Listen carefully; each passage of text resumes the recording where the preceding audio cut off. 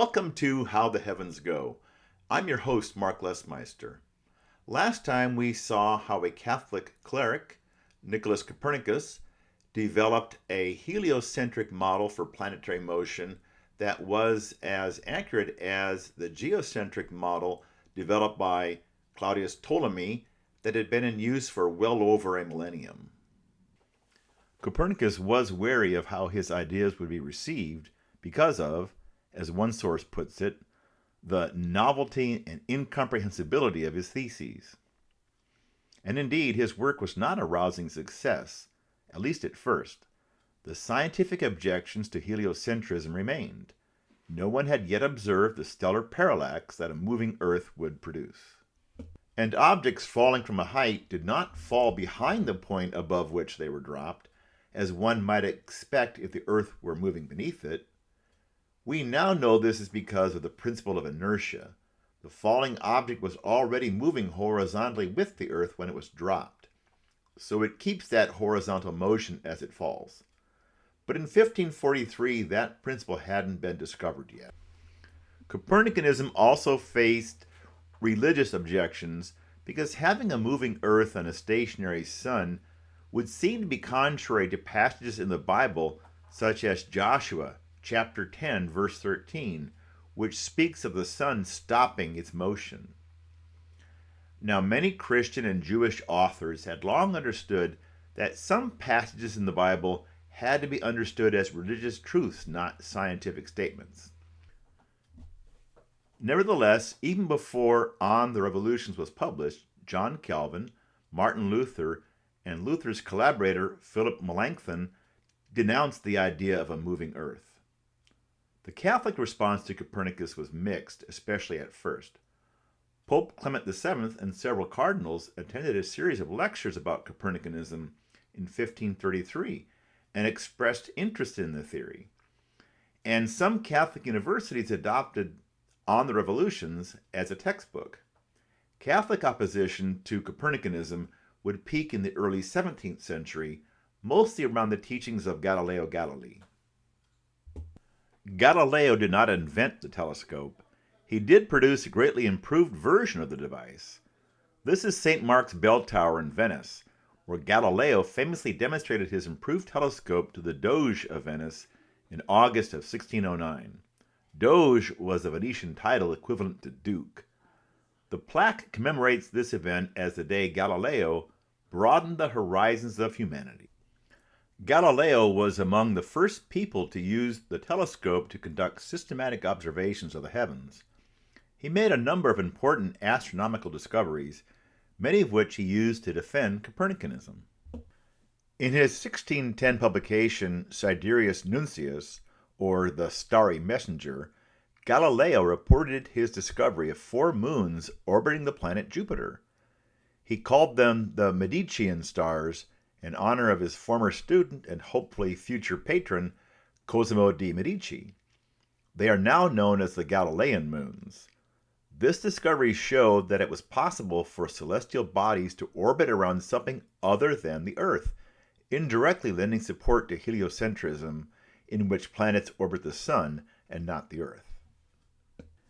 In 1611, Galileo turned his attention to the Sun, in particular sunspots. Now, again, he was not the first person to observe sunspots. There were reports of sunspots going back thousands of years. But through his systematic observations, he was able to observe that the spots were not permanent. They formed and went away.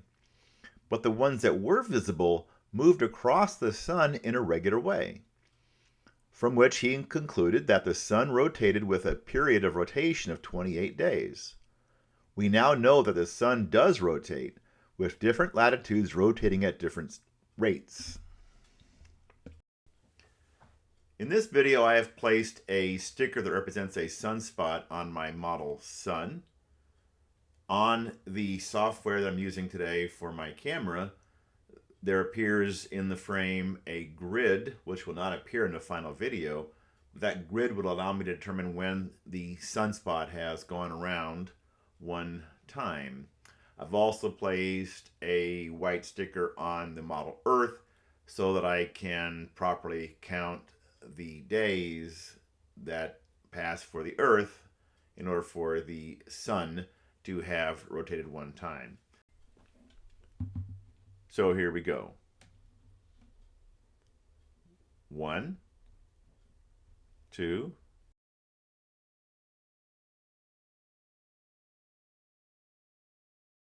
24, 25. Almost 25. So approximately correct for a point near the equator.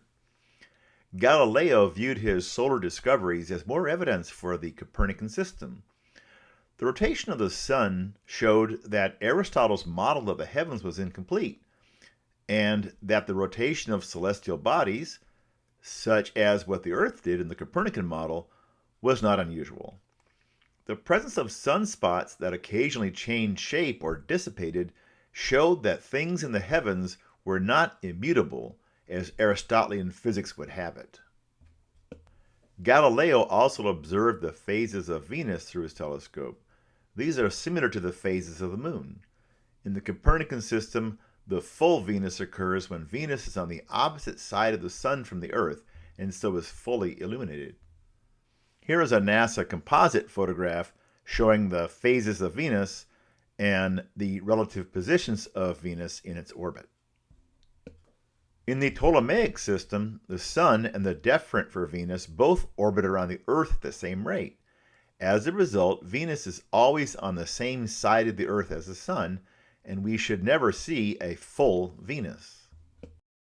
In the 1610s, Copernicanism was viewed with increasing suspicion in some quarters of the Church. Galileo didn't help matters any by occasionally going beyond just saying Copernicanism didn't contradict Holy Scripture, and actually claiming Scripture favored his views. In his letter on sunspots, he wanted to say Scripture proved the heavens weren't immutable, and that he was led to his views by divine guidance. Church censors required that he remove references to Scripture before the letter would be approved for publication. Galileo was investigated by a committee of the Roman Inquisition in 1616, after which he was ordered not to teach Copernicanism. However, once Galileo's friend and patron Maffeo Barberini was elected Pope Urban VIII in 1623, Galileo was given permission to write about the Copernican theory as long as he treated it as a hypothesis. In 1632, Galileo published his most comprehensive work on the topic, Dialogue Concerning the Two Chief Systems of the World. In this monumental work, Galileo laid out not only the astronomical evidence for heliocentrism, but the evidence from physics. For example, he discusses the idea that if the Earth is moving, objects falling from a tower would hit the ground not at the base of the tower, but behind it, since the tower moved away during the fall. Galileo points out that if someone were on a ship below the deck with no view of the water, one could not tell if he was docked or sailing on smooth seas. Butterflies would fly like normal, fish in a tank would swim like normal, and water would pour like it normally does, whether or not the ship was moving.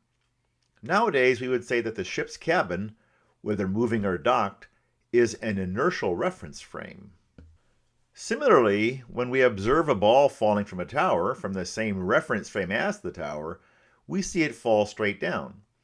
Somebody watching from outside the Earth, though, who sees the tower moving at 1,000 miles an hour or so, also sees the ball moving horizontally with the tower as it falls, so its path would be slanted. The path would actually be curved, but I didn't want to confuse the issue here. As it turns out, there are situations where we can detect that the Earth is not an inertial reference frame. That is, where we can detect the motion of the Earth. Consider the motion of a tower that is caused by the Earth's rotation. Over the course of one revolution, the top of the tower covers more distance than the base of the tower does. Therefore, the top of the tower is moving slightly faster.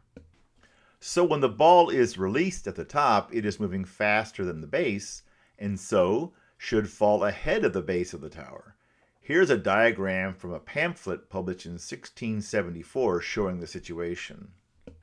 Similarly, the parts of the Earth that are closer to the equator are moving faster than the locations farther north. So a cannonball fired north should be moving to the east faster than its target. It will appear as if it was deflected to the east. These arguments for the deflection on a rotating Earth are correct. However, the effect, now known as the Coriolis effect, is so small that we don't observe it for short-range motions like balls falling from towers or Renaissance cannons. We can see this effect with the deflection of large-scale air and water currents moving north and south from the tropics to the poles. This deflection to the east causes the rotation we see in those currents. However, this wasn't understood until the 19th century, long after Galileo's time, by which time the rotation of the Earth had already been firmly established. Back to Galileo's two chief systems. The book takes the form of a discussion between three people over the course of 4 days. While ostensibly this is a neutral dialogue about heliocentrism and geocentrism, the work is clearly biased in favor of the former. Even worse, the words defending the Ptolemaic view, which the Pope had asked Galileo to include, were put in the mouth of a character Simplicio, a name which carries the connotation of simpleton. Galileo was ordered to stand trial before a panel of the Inquisition. He was found vehemently suspect of heresy and sentenced to house arrest, most of which was served at his villa in Florence. Publication of his works was forbidden. The Galileo affair, as it has come to be called, is undoubtedly a dark chapter in the history of the Church and in the history of academic freedom. But it is unfortunate that this and similar events have led to a popular misconception that the Catholic Church in particular, or religion in general, stand in opposition to science. For one thing, as we have seen, there were other non-religious objections to Copernicanism. It was hotly debated even in scientific circles in Galileo's time, and would be for decades thereafter.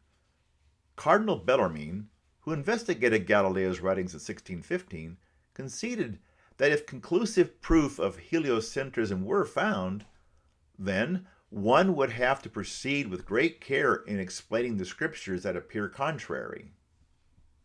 Even within the Church, there were many who took the hands-off attitude of Cardinal Baronius, whom Galileo quoted in his trial. The Bible was, quote, intended to teach us how to go to heaven, not how the heavens go.